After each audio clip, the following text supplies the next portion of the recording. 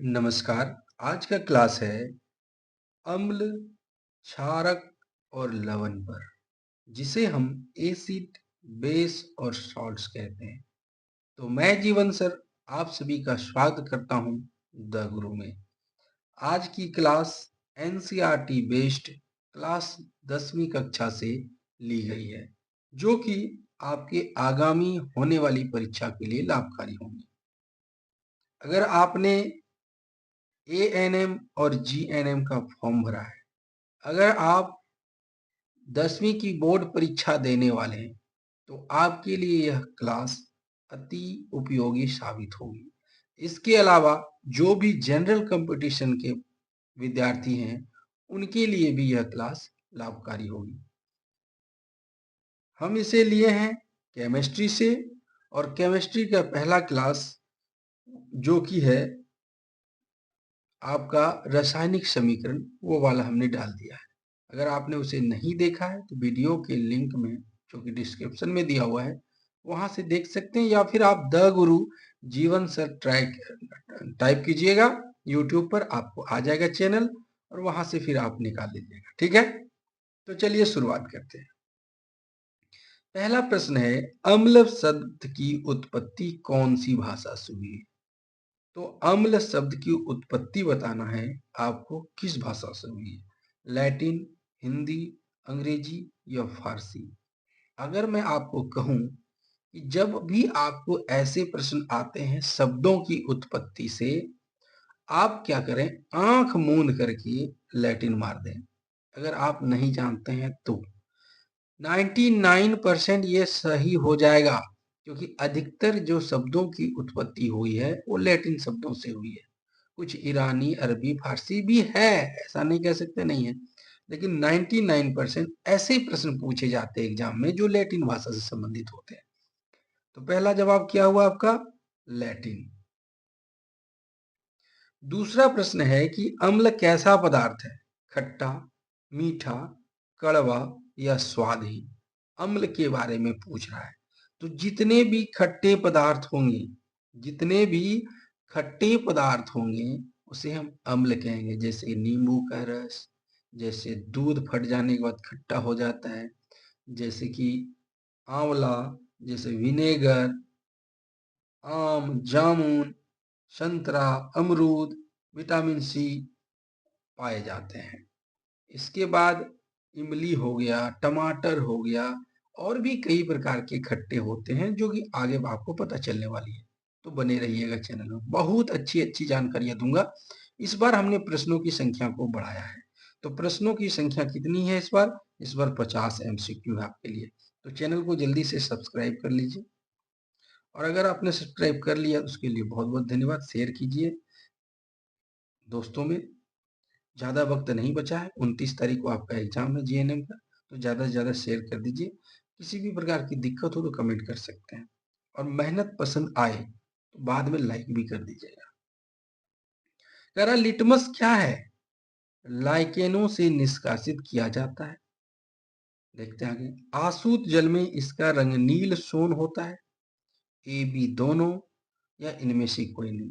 इसको जानने से पहले जरा ये देख लीजिए। आप ये देख पा रहे हैं यहाँ पर, इधर नीले रंग का है और इधर लाल रंग का है। तो लिटमस क्या होता है? एक लाइकेन घास होती है, ये देख रहे हैं आप। ये समुद्र के अंदर की एक घास होती है, जिसको लाइकेन कहते हैं। इंग्लिश में आपको लिचेन मिलेगा। ये जो घास है, इसी से इस प्रकार के पत्र बनाए जाते हैं, या फिर पेपर बनाए जाते हैं, जिसे हम लिटमस पेपर कहते हैं। तो ये लाइकेन से निष्कासित किया जाता है, बिल्कुल सही बात है, निष्कासित होता है। आसूत जल में नील रंग होता है, नीला रंग का होता है। आसूत जल का मतलब डिस्टिल्ड वाटर, उदासीन पानी बोलते हैं, जिसका पीएच का मान 7 होता है, जो कि आप डिटेल में आगे जानने वाले हैं। आसूत जल ना तो अम्लीय होता है, ना ही क्षारकीय होता है। ठीक है, तो इसमें इसका रंग नीला होता है, बिल्कुल सही बात है।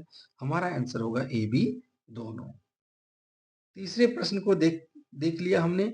अब हम चौथे प्रश्न को देखेंगे कि क्षारक कैसा पदार्थ है। तो क्षारक, क्षारक को अगर खट्टा भाषा में हम नॉर्मली भाषा में कहें, क्षारो याद कर लीजिए। ठीक है, अब क्षारो को, क्षारो मतलब राख होता है। अब छू करके देखिए पिक्चर पिक्चर लगेगा, चिकना चिकना लगेगा। तो क्षारक जो होता है स्वाद में कड़वा होता है, बिल्कुल सही है। स्पर्श करने में साबुन की तरह पिक्चर पिक्चर होता है और इससे आप हाथ भी धो सकते हैं। और तीसरा है खट्टा, नहीं खट्टा नहीं होता, खट्टा अम्ल होता है, अभी हमने सीखा। अम्ल खट्टा होता है और क्षारक कड़वा और साबुन जैसा होता है। कुछ उदाहरण आपको हम बता दें तो कुछ उदाहरणों में आप देख लीजिए कि जैसे कि साबुन है ना, साबुन हो गया, ओल, ओल की सब्जी, ओल, पेचकी, पेचकी की सब्जी होती है।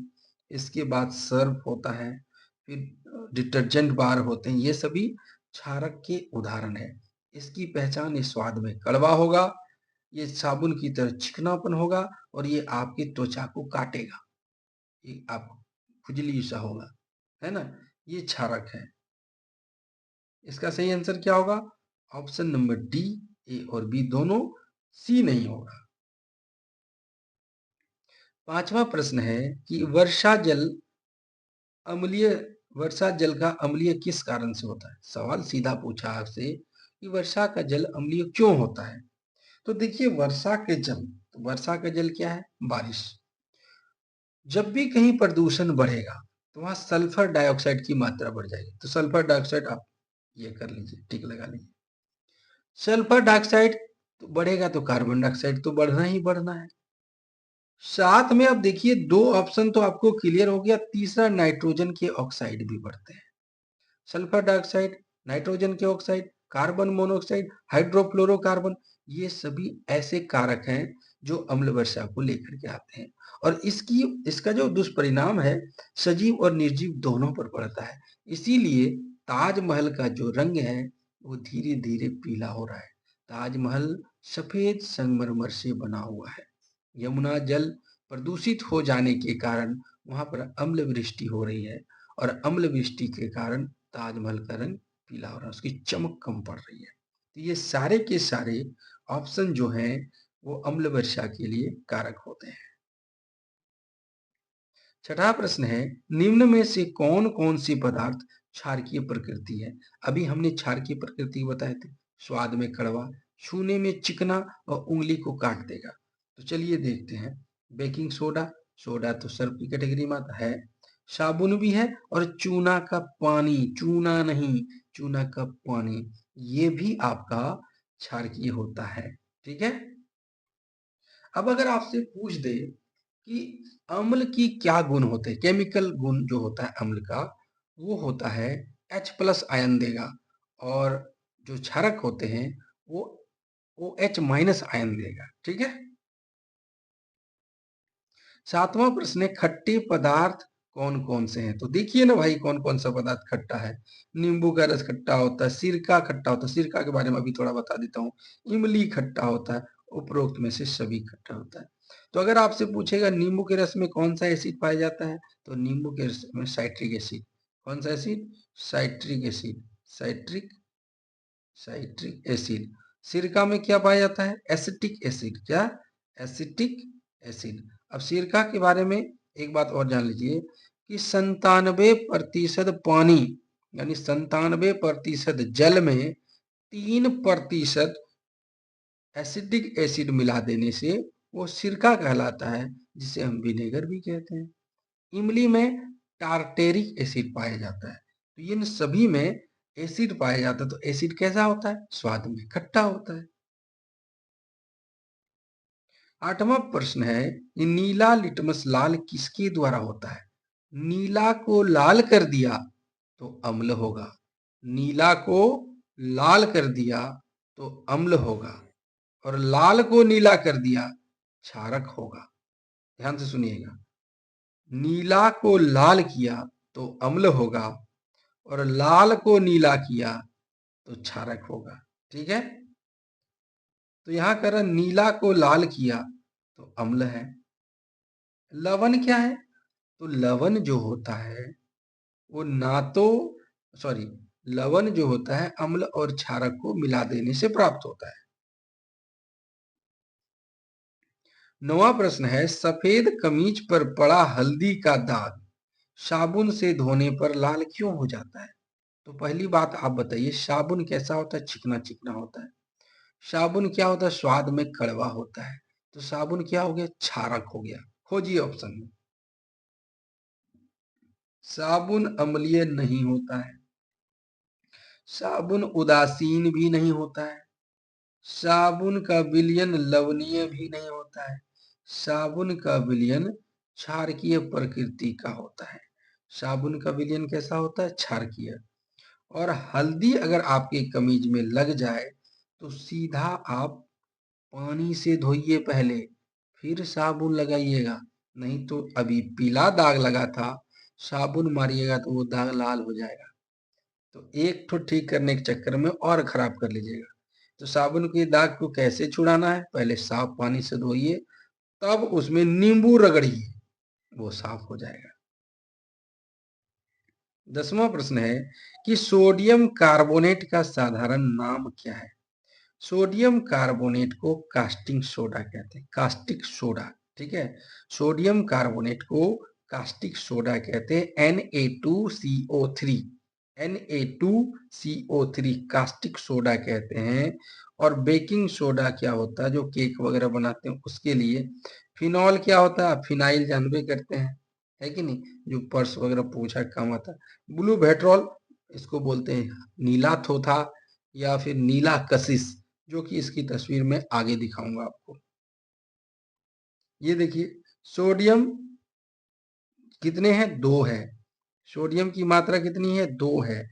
N और कितनी है? N 2 गो। और O कितने हैं? 3 ठो है। और C कितने हैं? 1 ठो है। तो Na2CO3 जिसको सोडियम कार्बोनेट कहते हैं, इसी को कास्टिक सोडा, अगर गांव भाषा में सुनेंगे जिसको खार बोलते हैं, खार। तो पहले जमाने में क्या होता था? सर्फ नहीं होते थे तो सोडा खरीद के लाता था, उसको उबाला जाता था, और उसमें जो भारी कपड़े वगैरह जो बिछावन वगैरह होते थे उसको पानी, गर्म पानी में डाल के उबाला जाता था, जिससे कपड़ा साफ हो जाता था। ठीक है, ये कास्टिक सोडा है। सोडियम कार्बोनेट को क्या कहते हैं? Caustic soda. और कास्टिक सोडा से साबुन बनता है, ये भी याद रखिएगा। अब कह रहा है 11वां प्रश्न, लाल व नीले लिटमस पत्र किस रूप में उपलब्ध होते हैं? ये जो लिटमस पत्र होता है, चाहे लाल हो चाहे नीला हो, ये पत्र के रूप में होता है, तब ने इसको कहते हैं लिटमस पत्र। पत्र होता है, शायद कागज से भी बनता है, शायद नहीं, मतलब ये साथ ही कागज पे ही बनता है, ये पॉलिथीन के रूप में नहीं होता है। तो हमारा आंसर होगा ए बी, दोनों। ये पत्र भी मिल जाए, पत्र में पत्ता होता है, और कागज, दोनों के रूप में ये मिलता है। ये देख लीजिए आप, ये लिटमस पत्र की तस्वीर है, ये पेपर वाला है। ठीक है, लिटमस पत्र की तस्वीर, ये पेपर वाला, ऊपर वाला लाल है, नीचे वाला नीला है। चलिए, और नीचे, और उसके नीचे देखिए 1 2 3 4 5 जो दिख रहा है, ये पीएच स्केल है। पीएच स्केल पर हमने सवाल रखे हैं, चर्चा करूंगा। 12वां प्रश्न है, गुड़हल के फूल का सूचक अम्लीय विलयनों को कैसा कर देता है? गुड़हल का फूल आप ले लीजिए, मैं आपको इसका कमाल का बताता हूँ। एक गुड़हल का फूल लीजिए, लेकिन लाल वाला लीजिएगा, ठीक है, जो इस तरह लाल होगा उसको। गुड़हल का फूल ले करके आप क्या कीजिए, एक सफेद पेपर पर रगड़िए, आप पाएंगे मिरेकली वो लाल रंग नीले में कन्वर्ट हो जाएगा। लाल रंग नीला में कन्वर्ट हो जाएगा। तो कौन सा लिटमस पत्र बना लिया आपने? आपने बनाया है नीला लिटमस पत्र। और नीला लिटमस पत्र को जब भी आप अम्ल में डालेंगे वो लाल हो जाएगा। अम्ल क्या है? खट्टे पदार्थ को अम्ल। तो अगर आपने उस लिटमस पत्र को खट्टे पदार्थों में डाल दिया, जैसे कि टमाटर का रस, नींबू का रस, इमली का रस, तो वो लाल हो जाएगा। तो लाल किस प्रकार का होगा? तो ये पूरा लाल तो है नहीं, आपको मैं तस्वीर में दिखाया हूं, ये गहरा गुलाबी होगा। ठीक है, किस तरह का ये होगा? गहरा गुलाबी। तो गुलाबी भी लाल जैसे, देखिए ये पूरा लाल है क्या? नहीं है, ये गुलाबी वाला लाल है। तो इस तरह का हो जाएगा, पहला जो आप देख रहे हैं इस तरह का दिखेगा आपका। ठीक है, 13वां है कि वे विलयन क्या कहलाते हैं जो लाल अथवा नीले को परिवर्तित नहीं करता है? लाल को नीला किया, ध्यान सुनिएगा, लाल को नीला किया तो क्षारक, नीला को लाल किया तो अम्ल, लेकिन कुछ नहीं किया तो उदासीन। उदासीन का मतलब ना तेरा ना मेरा, हम बीच में रहेंगे। इसको क्या कहेंगे, उदासीन कहेंगे। और इसका पीएच वैल्यू होता है 7। इसका पीएच वैल्यू क्या होता है, 7 होता है। पीएच जब भी लिखेंगे छोटा पी बड़ा एच, याद रखिएगा पीएच ऐसे लिखा जाता है, इसका वैल्यू कितना होता है 7। तो आपसे पूछेगा उदासीन विलयन का वैल्यू क्या होता है, 7 होता है, जो कि शुद्ध जल का होता है। 14वां प्रश्न है अपाचन क्या है। अपाचन, भैया पचबे नहीं किया तो अपाचन, इसको बोलेंगे फूड पॉइजनिंग, मतलब पचा नहीं खाना, अनपच हो गया वो वाला। तो पाचन क्रिया ठीक नहीं होना, ये बात तो है। यदि आपकी पाचन क्रिया ठीक है तो आपका अपच होगा नहीं। दूसरा बात है अमाशय में अम्ल की मात्रा बढ़ जाना, खट्टे पदार्थ हाइड्रोक्लोरिक एसिड होता है हमारे पेट में, उसकी मात्रा बढ़ गया तो खट्टा ढकार बनेगा, ये दोनों है। तो क्षारक की मात्रा नहीं होता है, हमारे अमाशय में क्षारक नहीं होता है, ये अम्ल होता है। और कौन सा अम्ल, HCl हाइड्रोक्लोरिक अम्ल, जिसको हम नमकाम्ल भी कहते हैं या जठर रस भी कहते हैं।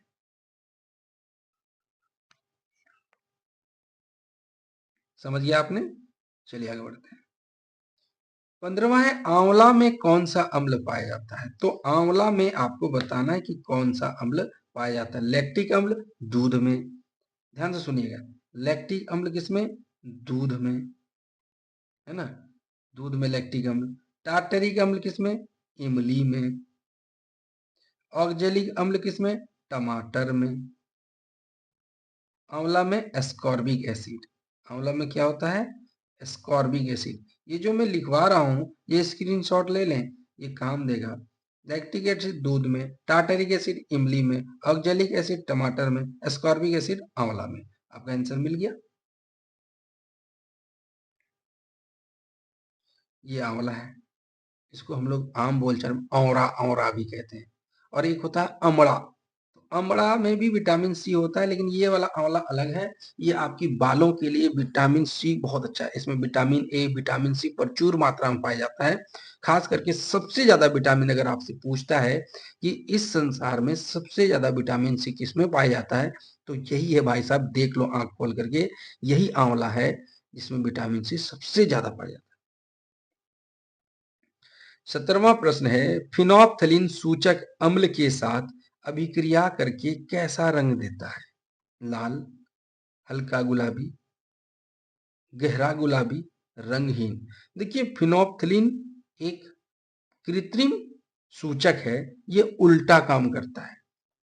अम्ल को लाल होना चाहिए, सूचक जो असली वाला होता है अम्ल में जाएगा तो लाल होगा, लेकिन ये भाई साहब उल्टा कर देगा, यानी अम्ल में कोई रंग नहीं देगा और क्षारक को लाल कर देगा, ये उल्टा करता है। इसका आंसर क्या होगा, रंगहीन। ठीक है, ये अम्ल में रंगहीन होता है, ये तस्वीर आप नीचे देख लीजिए, अम्ल में रंगहीन और क्षारक में हल्का गुलाबी, देख रहे हैं, क्षारक में हल्का गुलाबी, ये उल्टा हो रहा है। यहाँ पर मैं लिख देता हूं, याद रखिएगा, अम्ल अगर है तो होना चाहिए नीला को लाल, नीला को लाल होना चाहिए, लेकिन ये भाई साहब क्या करता है, उल्टा कर देता है, क्षारक को कर देता है, क्षारक को करता है हल्का गुलाबी। कौन, फिनोप्थलीन। 17वां प्रश्न है मृदा को अम्लीय कौन बनाते हैं। रासायनिक उर्वरक, खाद, बिना बुझा हुआ चूना या पादप। तो अगर आप देखिएगा तो पादप कभी भी अम्लीय नहीं बनाता है, ये तो आप, पादप तो हमेशा लाभकारी ही होता है ना, वो खराब करेगा मिट्टी को क्या, नहीं। बुझा हुआ चूना, तो चूना के बारे में हमने अभी क्या बोले थे, चूना क्या होता है, क्षारकीय होता है, चाहे बिना बुझा हुआ हो चाहे बुझा हुआ हो, चूना क्षारकीय होता है, हमने शुरू में ही बताया था। खाद मतलब गोबर की खाद, ये हमेशा अच्छा होता है, ये क्षारकीय या उदासीन प्रवृत्ति कह सकते हैं। लेकिन जो बोरा वाला खाद है, urea, DAP, urea, urea, DAP di amino phosphate, याद रखिएगा ये पूछा जाता है इसका फुल फॉर्म कभी, डाई अमीनो फॉस्फेट, यही जो भाई साहब हैं ये मृदा को अम्लीय बनाते हैं। 18वां प्रश्न है सोने चांदी के आभूषण कौन से अम्ल द्वारा साफ किए जाते हैं। तो ये जो सोना चांदी का आभूषण वो साइट्रिक एसिड द्वारा साफ किया जाता है। कौन सा एसिड, साइट्रिक एसिड द्वारा ये साफ किया जाता है। सोरा अम्ल से नहीं। नमक अम्ल, नमक अम्ल मतलब HCl होता है। गंधक अम्ल का मतलब होता है H2SO4 सल्फ्यूरिक एसिड। ये सोरा का एक स्पेशल प्रकार का अम्ल ही होता है, ठीक है। ये साइट्रिक एसिड द्वारा सोने चांदी के आभूषण साफ किए जाते हैं। साइट्रिक एसिड किसमें पाया जाता है? तो साइट्रस फल में, खट्टे फलों में। ये देख लीजिए, यहाँ पर एक जानकारी देना चाहूंगा। इसको बोलते हैं अम्लराज। इसको क्या बोलते हैं? अम्लराज, यानी अम्लों का राजा। इसका नाम है एक्वारेजिया। क्या कहते हैं? एक्वारेजिया। 3:1 में हाइड्रोक्लोरिक एसिड और नाइट्रिक एसिड को मिला दीजिए। हाइड्रोक्लोरिक एसिड को HCl कहते हैं और HNO3 को कहते हैं नाइट्रिक एसिड। हाइड्रोक्लोरिक एसिड का 3 भाग और नाइट्रिक एसिड का 1 भाग, यानी 100 ml, ये उल्टा बोल दिया हमने। 100 ml आपका हाइड्रोक्लोरिक एसिड और 300 ml आपका नाइट्रिक एसिड। ध्यान से सुनिएगा, हाइड्रोक्लोरिक एसिड 100 ml और नाइट्रिक एसिड 300 ml। इनको जब आप मिला दीजिएगा ना, एक ऐसा अम्ल बनेगा जो दुनिया के सबसे कठोर धातु, जो सोना, जो शुद्ध रूप में पाया जाता है, ये धातु इतना शुद्ध है कि इसमें गंदगियां होती ही नहीं है, उसे भी गला देता है। ये अम्लराज है, इसमें घुल जाता है। हाइड्रोक्लोरिक एसिड वगैरह में तो लोहा आसानी से घुल जाता है, लेकिन अम्लराज ऐसा है जो दुनिया का कोई भी धातु डाल दो वो गलेगा ही गलेगा, पिघल जाएगा। ये अम्लराज है, इसको एक्वारेजिया कहते हैं। 19वां है, धोने के सोडा का उपयोग निम्नलिखित में से किस में किया जाता है? खिलौना बनाने में, दीवार को चिकना करने में, कागज और साबुन के उत्पादन में, और कीटाणुनाशक के रूप में। हमने आपको पहले ही बताया था कि सोडा से पुराने जमाने में लोग कपड़ा धोते थे, और धोने वाले सोडा को ही कास्टिक सोडा कहते हैं। और कास्टिक सोडा क्या करेगा? तो कागज और साबुन के उत्पादन, कागज को साफ किया जाता है इससे, और साबुन बनाया जाता है, हमने शुरू में ही बताया। कास्टिक सोडा का उपयोग होता है पेट्रोलियम के शोधन में, कपड़ा साफ करने में, जल का अस्थायी खारापन दूर करने में, या इनमें से। तो कास्टिक सोडा साफ करेगा, पेट्रोलियम का शोधन करता है, कपड़ा भी साफ करता है, और जल का जो खारापन है, फैन नहीं होता है, तो सोडा डाल दीजिएगा तो फैन होगा। तो ये सभी काम कास्टिक सोडा करता है। नेक्स्ट है, नींबू में किस प्रकार के अम्ल पाए जाते हैं? नींबू को साइट्रस फल कहा जाता है। नींबू को क्या कहा जाता है? साइट्रस फल कहा जाता है। तो साइट्रिक अम्ल उसमें पाए जाएंगे, ठीक है। साइट्रिक अम्ल किसमें? नींबू में।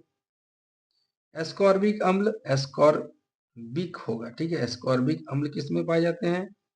तो टमाटर में। कार्बनिक अम्ल, कार्बनिक अम्ल किसी पदार्थ में, खाने वाले पदार्थों में नहीं पाए जाते, कार्बन के कारण बनता है। 22वां है, इनमें से कौन गंधीय सूचक है? इसका आंसर हमने नहीं बताया, साइट्रिक अम्ल होगा, ठीक है। इनमें से कौन गंधीय सूचक है, जिससे गंध से पता चलेगा? जैसे प्याज का अपना एक गंध होता है, लौंग के तेल का गंध होता है, वेनिला का गंध होता है जो केक वगैरह में डालते हैं। तो सारे के सारे गंधीय सूचक हैं। 23वां प्रश्न, खाद्य पदार्थों के डिब्बों पर जिंक के बजाय टीन का लेप होता है। अब ऐसा क्यों होता है भाई? टीन की अपेक्षा जिंक महंगा होता है, महंगा सस्ता से फर्क नहीं पड़ता है। टीन की अपेक्षा जिंक का गलनांक अधिक है। टीन की अपेक्षा जिंक अधिक अभिक्रियाशील है। टीन की अपेक्षा जिंक कम अभिक्रियाशील। तो जिंक का क्यों नहीं करता है? तो जिंक में भी कुछ गड़बड़ी होगा तब ना नहीं करता है। तो जिंक अधिक अभिक्रियाशील है, वो जो खाना रखेगा ना उसको खराब कर देगा, उसमें अभिक्रिया करने लगेगा। जिंक क्या है? अधिक अभिक्रियाशील है, इसलिए इसमें नहीं रखा जाता। टीन कम अभिक्रियाशील है, इसलिए टीन में रखा जाता है। 24वां प्रश्न है, नेटल के पौधे के छू जाने पर डंक जैसा महसूस होता है। नेटल का मतलब होता है अलकुस्सी। अलकुस्सी जहां चिपकेगा वहां खुद इतना नोचाएगा, क्योंकि उसके पत्ते में रोए होते हैं। और एक बात याद रखिएगा कि जहां प्रकृति ने कांटे दिए हैं वहां फूल भी दिए हैं, और जहां फूल भी दिए वहां कांटे भी दिए हैं। तो जहां भी नेटल का पौधा पाया जाएगा, इस तस्वीर को देखिए, ये आपको डॉक की पत्तियां, ये नकली घास है, ये नकली पालक बोलते हैं इसको, ठीक है। डॉक की पत्तियां आपके घरों में मिल जाएंगी।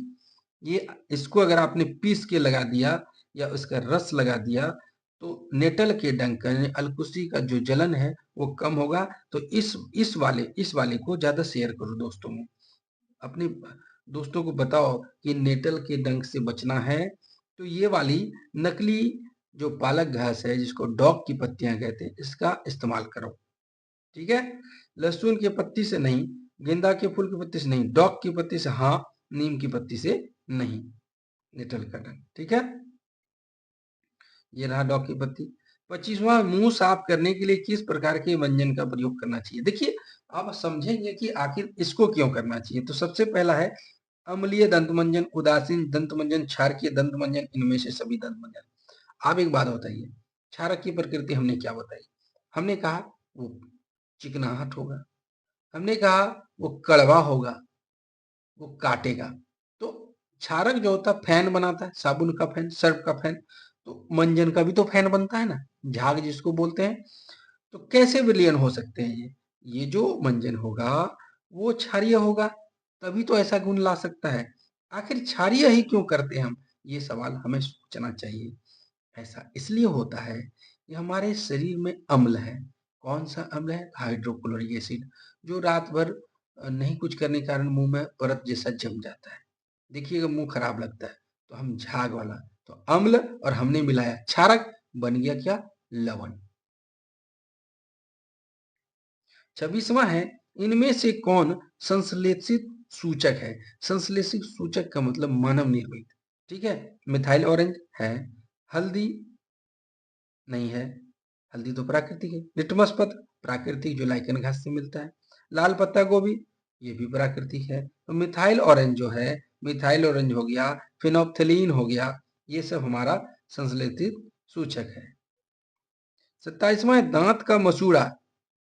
मसूड़ा तो नहीं कह सकते हैं इनेमल को। दंत वलक किस पदार्थ का बना होता है, मसूड़ा भूल जाइए आप। दांत का जो बाहरी परत है जो काफी कठोर होता है, ये बना होता है किस चीज का। अगर आपने मेरे कई वीडियो में देखा होगा तो हमने कहा था जब भी हड्डी की बात आए तो उसमें दो नाम याद रखिएगा। एक तो आपको याद रखना कैल्शियम और दूसरा रखना फास्फोरस। अगर कैल्शियम मिला तो ठीक है, नहीं मिला तो फास्फोरस। अगर दोनों मिल गया तो क्या बनेगा, calcium phosphate. Calcium phosphate, copper fluoride नहीं, कैल्शियम कार्बोनेट नहीं, कैल्शियम कार्बाइड नहीं। ये देखिए दांत की आकृति है। तो बाहरी जो ऊपर वाला परत उसको क्राउन कहते हैं। जैसे दांत आपका खराब हो जाता है, डॉक्टर उसके ऊपर कैप लगा देता है, तो क्राउन कहते हैं। ये देख लीजिए, ये दांत की बनावट। तो जो मोटा भाग देख रहे हैं आप, इनेमल लिखा हुआ है ना, क्योंकि मैं दिखाता हूँ, ये वाला ये दांत ये सड़ जाता है, इसी में छेद हो जाता है। छेद होने के बाद यहाँ आता है, बेहिसाब दर्द होता है।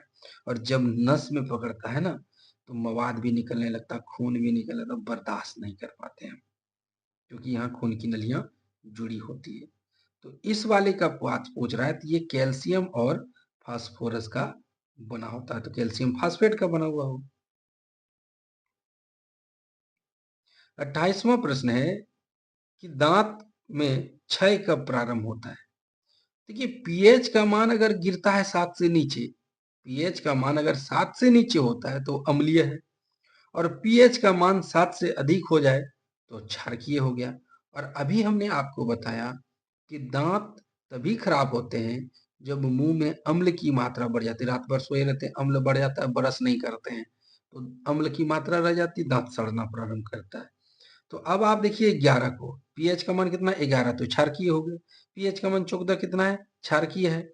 8 क्षारकीय है, तो अम्लीय कितना है 7 से कम, तो 7 से कम कितना हो जाएगा 5.5।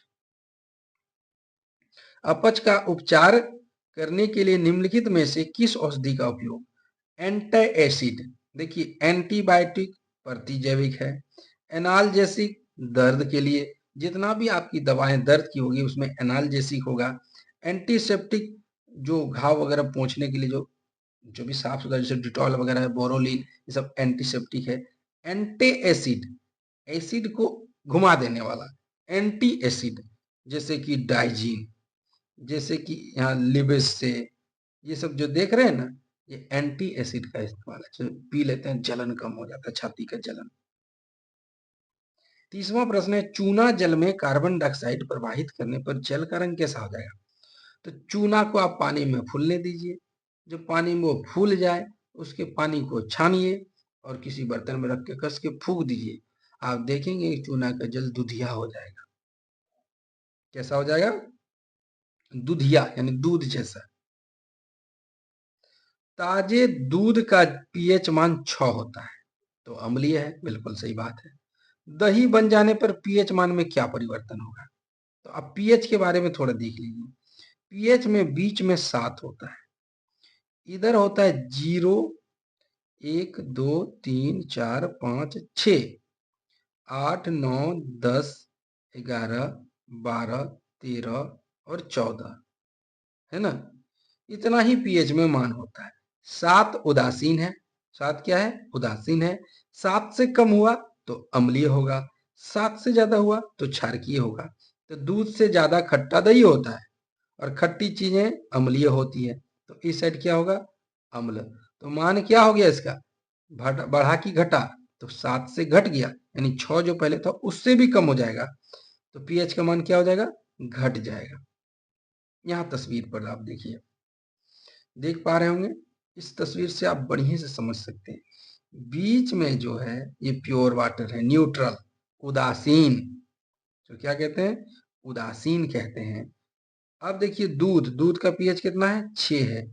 दही का पीएच दूध से भी कम होगा। कॉफी का पीएच देखिए, ब्लैक कॉफी ये भी अम्लीय होता है। टोमेटो जूस अम्लीय होता है, एप्पल जूस अम्लीय होता है, लेमन जूस अम्लीय होता है, गैस्ट्रिक एसिड यानी HCl ये भी अम्लीय होता है। तो HCl की जो वैल्यू होती है लगभग 1.5 होती, 1.5 के आसपास। यहाँ पर आपको वैल्यू चार्ट दिया गया है कि अंडा जो होता है उसका पीएच 8 है, यानी अंडा क्षारकीय है। बेकिंग सोडा क्षारकीय है, हैंड सोप क्षारकीय है, अमोनियम सोल्यूशन क्षारकीय है, ब्लीच क्षारकीय है, और अल्कालिस मतलब क्षारक, क्षारक से जब जल में घोल देते क्षार बनता है, वो भी क्षारकीय है। समझ गया आपने? पीएच का मान गिरेगा तो अम्लीय, पीएच का मान बढ़ेगा तो क्षारकीय। विरंजक चूर्ण का रासायनिक सूत्र है, तो विरंजक चूर्ण का रासायनिक सूत्र होता है CaOCl Cl, यानी देखिए CaOCl क्या हो गया? 2 Cl2, CaOCl2 खोजिए, CaOCl2 ये है ना? ये सब फॉर्मूला से सब गलत है, ये वाला सही है, सी नंबर। कैल्शियम, कैल्शियम है, ऑक्सीजन है, क्लोराइड है। कैल्शियम ये वाला है, देखिए कैल्शियम 1 भाग, ऑक्सीजन 1 भाग, क्लोरीन 2 भाग। अब आप समझेंगे ये बनता कैसे। तो कैल्शियम ऑक्साइड CaO, इसको बोलते हैं कली चूना। क्या कहते हैं? कली चूना। चूना जानते हैं? चूना जो खैनी में खाता है, वही वाला कली चूना। अब कली चूना को कमरे में रखा जाता बिखेर करके, मतलब जमीन में पसार दिया। टेम्परेचर सेट करता है, कमरे का टेम्परेचर लगभग 30 डिग्री। सेट करने के बाद उसमें क्लोरीन गैस डाल दी जाती है। तो कैल्शियम ऑक्साइड में क्या डाल दिया गया? Chlorine gas. ये क्लोरीन है कि नहीं? जब क्लोरीन गैस डाल दिया गया तो CaOCl बन गया कली, मतलब ब्लीचिंग पाउडर, जिसको विरंजक चूर्ण कहते हैं। इसको क्या कहते हैं? विरंजक चूर्ण या ब्लीचिंग पाउडर। 33वां प्रश्न, जब अम्लीय जल नदी में प्रवाहित होती है, जैसे फैक्ट्री से निकला हुआ अम्लीय जल, तो पीएच का मान घट जाता है। पीएच का मान घटना यानी पानी का अम्लीय होना, पीएच घटने से अम्लीयता बढ़ती है। इससे जल में रहने वाले जीवाणुओं का जीना मुश्किल हो जाएगा। आपके शरीर में एसिड डाल देगा तो आपका जीना मुश्किल नहीं होगा। तो वैसे ही जो जलीय जीव है उसमें अगर हम और आप पीएच मान घटाता हुआ अम्लीय जल डाल दें तो उसका जीना कठिन हो जाएगा। 34वां प्रश्न है, लिटमस विलियन बैंगनी रंग का रंजक होता है जो किससे निकाला जाता है? तो हमने शुरू में ही आपको बताया कि गुलाब के पौधे से नहीं, लाइकन के पौधे से, मेहंदी के पौधे से, घास के पौधे से। तो ये एक समुद्री घास होती है जिसको हम लाइकन कहते हैं और उसी से निकलता है बैंगनी रंग का रंजक जिससे बनता है लिटमस पत्र। मधुमक्खी मक्खी के डंक मारने पर किस पदार्थ से उपचार करना लाभकारी है? देखिए, मधुमक्खी डंक मारेगा तो वो आपको एसिड छोड़ देगा। कौन सा एसिड? फॉर्मिक एसिड, याद रखिएगा। मधुमक्खी, चींटी, लहर चुट्टी, ये सब जो मारेगा ना डंक, तो उसमें आपको छोड़ देगा फॉर्मिक एसिड। और अगर बिच्छे ने डंक मारा, बिच्छा ने, इसको स्कॉर्पियन कहते हैं, तो वो आपके अंदर डाल देगा बेंजोइक एसिड। ये सब आप नोट डाउन करते रहिए, हर बात यहाँ लिख नहीं सकते हम आपको समझाते हैं। अगर मधुमक्खी, खोंटा, पिपरी, चींटी ने सब डंक मारा तो आपको मिलेगा शरीर में फॉर्मिक एसिड जो जलन होगा। अगर बिच्छा ने मारा तो बेंजोइक एसिड, भयंकर जलन होगा। और बिच्छा जब काटे ना तो उसका इलाज ऑटोमेटिक 24 घंटा के अंदर खत्म हो जाता है। उसका जहर, तो पानी डालते रहिए उसको सिंग में डालते रहिए, उसका जलन कम होगा। और कभी भी सांप ये सब काटे तो सीधा डॉक्टर के पास दौड़िए, इलाज कराइए, सुइया लीजिए। झाड़ फूक के चक्कर में मत रहिए, देवी देवता मत जाइए, सीधा डॉक्टर के पास जाइए। मधुमक्खी के डंक मारने पर किस पदार्थ से उपचार करना लाभकारी है? तो मधुमक्खी के डंक में हो गया अम्ल, हमने लिख दिया अम्ल। तो हम कोई एक ऐसा क्षारक लेंगे जिसको मिला देने से लवण बनेगा। क्षारक मिला देने से लवण, अम्ल और क्षारक मिलने से लवण बनता है। तो प्लास्टर ऑफ पेरिस नहीं, प्लास्टर ऑफ पेरिस का इस्तेमाल किया था हड्डियों को प्लास्टर करने में, जो हाथ गोड़ टूट जाता तभी। सोडियम कार्बोनेट, ये सब आपने देखा, सोडा वगैरह की बात हो रही है। सोडियम क्लोराइड, नमक की बात हो रही है। बेकिंग सोडा, जो पावरोटी वगैरह बनता है, ये जो खाने का सोडा होता है ना, उसको आप क्या कीजिए, थोड़ा सा पानी में मिला के लगा दीजिए, तो मधुमक्खी के डंक में राहत मिलेगा। मैं आपको एक और बता देता हूँ, यदि आपको मधुमक्खी ने काट लिया तो तुरंत एक ठो एविल खाइए। क्या खाइए? एक ठो एविल खाइए। आप देखेंगे वो फूलने नहीं देगा, आपको जलन खत्म कर देगा। लेकिन सुख सहजी नहीं खाना है, जब काटेगा तभी खाना है। 36वां प्रश्न है, सिरका में कौन सा अम्ल पाया जाता है? लैक्टिक अम्ल, मेंथोनोइक अम्ल, साइट्रिक अम्ल, एसिटिक अम्ल। तो सिरका के बारे में हमने बताया था कि 97% एसिटिक एसिड है। 97% एसिटिक एसिड, सॉरी उल्टा हो गया, एक सेकंड करेक्शन कीजिएगा, ठीक है, रुक जाइए। 3% एसिटिक एसिड और 97% जल, इन दोनों का जो विलयन होगा वो कहलाएगा सिरका। और सिरका को ही विनेगर कहते हैं। विनेगर, है ना, इसको विनेगर कहते हैं। ये देखिए, देख पा रहे हैं, ये विनेगर है। 37वां प्रश्न है, जिप्सम लवण के क्रिस्टल का रासायनिक सूत्र निम्नलिखित में से कौन सा होता है? तो सबसे पहले हम जानेंगे कि जिप्सम होता क्या है। जिप्सम क्या होता है? कैल्शियम सल्फेट, जो सफेद रंग का चूर्ण होता है, ये देखिए यहाँ हमने दिया ही नहीं है, कोई बात नहीं। जिप्सम क्या होता है? सफेद रंग का चूर्ण होता है, आपको चूना जैसा दिखेगा। कैल्शियम सल्फेट में 2H2O पानी रहता है, मॉइस्चर वाला पानी जो हवा में रहती है, वो वाला पानी। तो कैल्शियम सल्फेट इंटू 2H2O को जिप्सम कहते हैं और ये पाउडर के रूप में होता है। अगर इसको पानी मिला के सान दिया जाए, मतलब पेस्ट बना लिया जाए, और यही वाला पेस्ट किसी के टूटे हुए हड्डियों पर देखते हैं प्लास्टर करता है, और यदि वो सूख जाए तो वो क्या कहलाएगा? तो वो कहलाएगा plaster of Paris. Plaster of Paris का होता है CuSO4 इंटू 5H2O और जिप्सम का होता है CaSO4 इंटू 2H2O।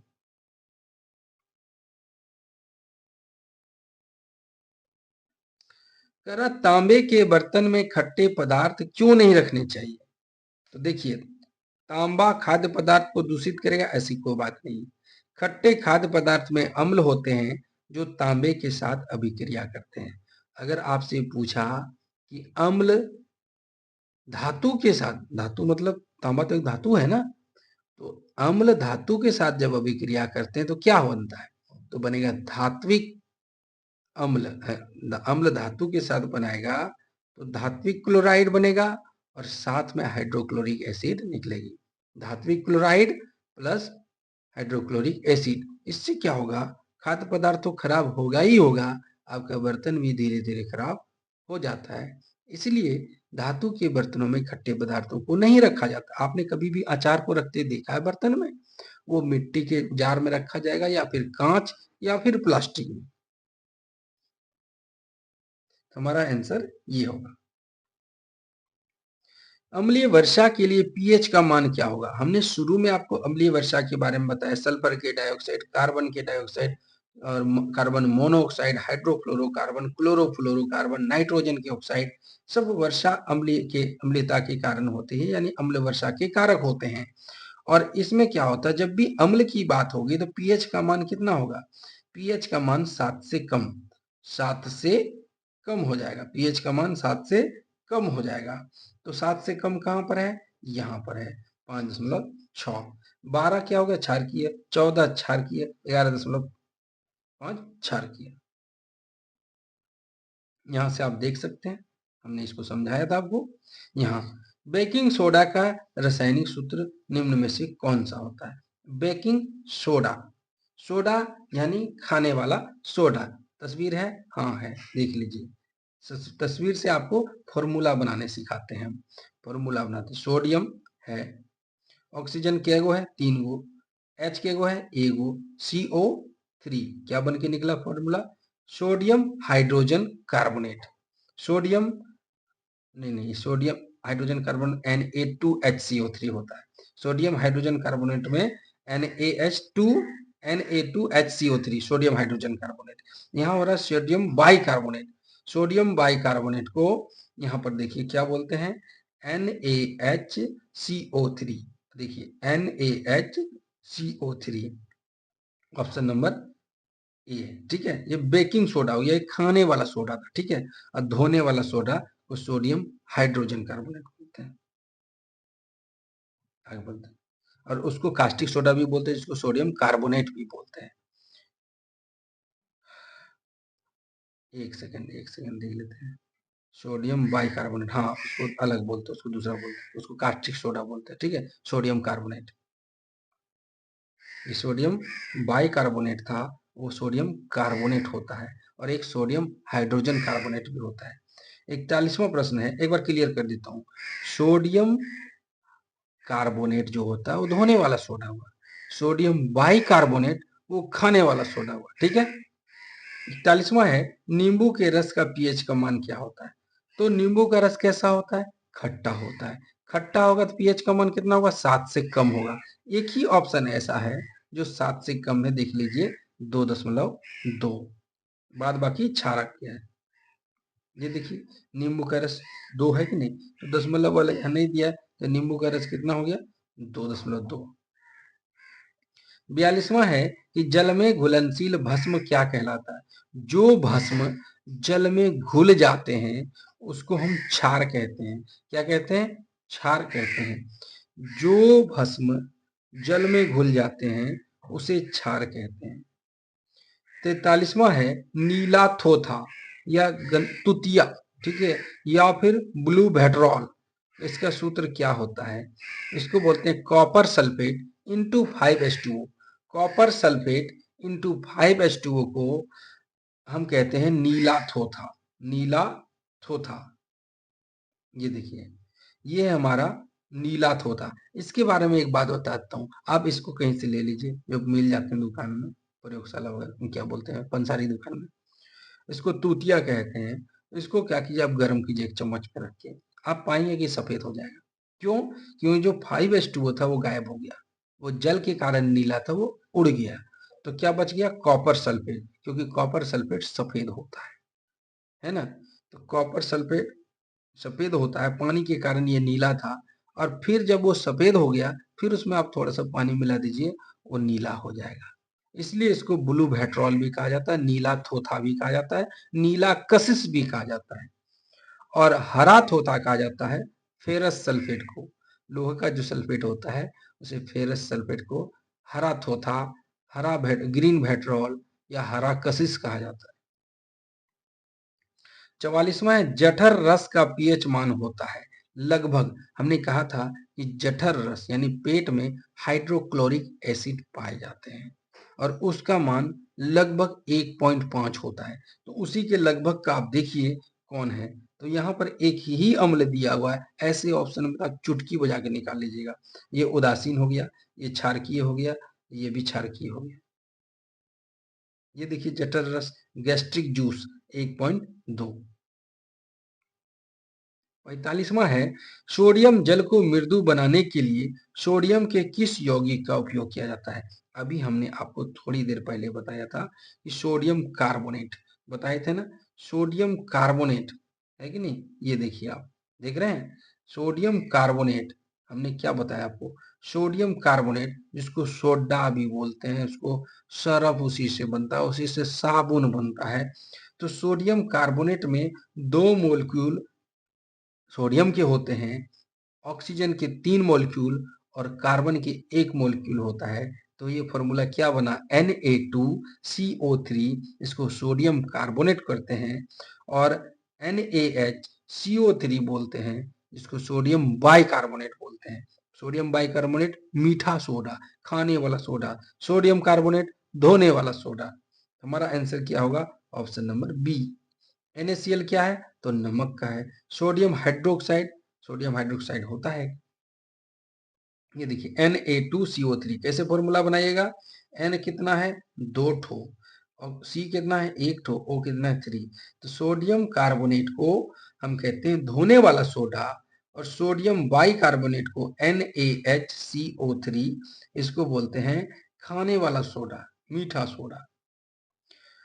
46 है, शुष्क बुझा हुआ चूना पर क्लोरीन गैस कौन सी प्रक्रिया से। अब याद कीजिए, आपको जब ब्लीचिंग पाउडर बनाने बोले थे, क्या बोले थे, एक कमरे पर चूना बिछा दिया जाता है, और चूना बिछाने के बाद टेम्परेचर होना चाहिए 29 लगभग 30 डिग्री के आसपास, ठीक है, और इसमें क्लोरीन गैस डाली जाएगी। तो यहाँ पर क्या बनेगा, तो यहाँ पर देखिए आपको चूना में क्या होता है, कैल्शियम होता है CaO, है ना, और यहाँ पर बुझा हुआ चूना बोला CaOH का होल 2, CaH का होल 2, और उसके साथ डाल रहा है क्लोरीन गैस। तो CaOCl यानी CaCOCl2, ये वाला आपका विरंजक चूर्ण का होता है, जिसको हम लोग कहते हैं ब्लीचिंग पाउडर, है ना। इसका उपयोग कहाँ किया जाता है, सुन लीजिए, जहाँ गंदगी होती है उसके कीटाणुओं को मारने के लिए किया जाता है, रंगों को उड़ाने के लिए इसका इस्तेमाल किया जाता है। साथ अब रंगों को उड़ाने के लिए आप कहेंगे तो ये कैसे हुआ भाई, तो जब पेपर बनता है तो उसमें गंदा रहता है, तो पेपर सफेद नहीं होता है, ब्लीचिंग पाउडर डाल के उसको धोया जाता है तो सफेद हो जाता है। 47वां है कि लिटमस रंजक यानी लिटमस का जो पत्र होता है वो बैंगनी रंग का होता है। ये कहाँ से निकाला जाता है, तो बताइए, लाइकेन से, लाल पत्ता गोभी से, हल्दी से, या पेटोनिया के फूल से। ये तो लाइकेन घास से निकाला जाता है। निम्नलिखित में से पीएच का कौन सा सामान क्षारक विलयन का मान देता है, सामान्य, यहाँ सामान्य होगा, यहाँ पर होगा सामान्य, नॉर्मल सा। तो पीएच का मान यदि बढ़ेगा तो वो क्षारक होगा, तो बढ़ गया है क्षारक, कितना से बढ़ेगा, 7 से कम अम्ल, 7 से अधिक क्षारक। तो 7 से अधिक कौन है, 13 है, और 7 क्या होगा, उदासीन, उदासीन। ये देख लीजिए। 49वां है, दही में किस प्रकार का अम्ल पाया जाता है, तो दही में लैक्टिक अम्ल पाया जाता है, हमने शुरू में ही आपको बताया था। साइट्रिक अम्ल नींबू में, ऑक्जेलिक अम्ल टमाटर में, मिथेनोइक अम्ल बिच्छा का डंक में, याद कीजिए बताए थे आपको, और लैक्टिक अम्ल दूध दही में। आपसे पूछा जाता दही, ये आपका आंसर हो गया। और इस वीडियो का आखिरी सवाल कि इमली में कौन सा अम्ल पाया जाता है। कि अगर आपने वीडियो को अंत तक देखा है तो हमने इमली के बारे में बताया था, ठीक है। इसका जवाब हमें कमेंट करेंगे। इमली के बारे में हमने बताया था कि कौन सा, एक बार दिखाते हैं। दूध, टमाटर, बिच्छा, और आप समझ जाइए। तो इमली में कौन सा अम्ल पाया जाता है कमेंट करें।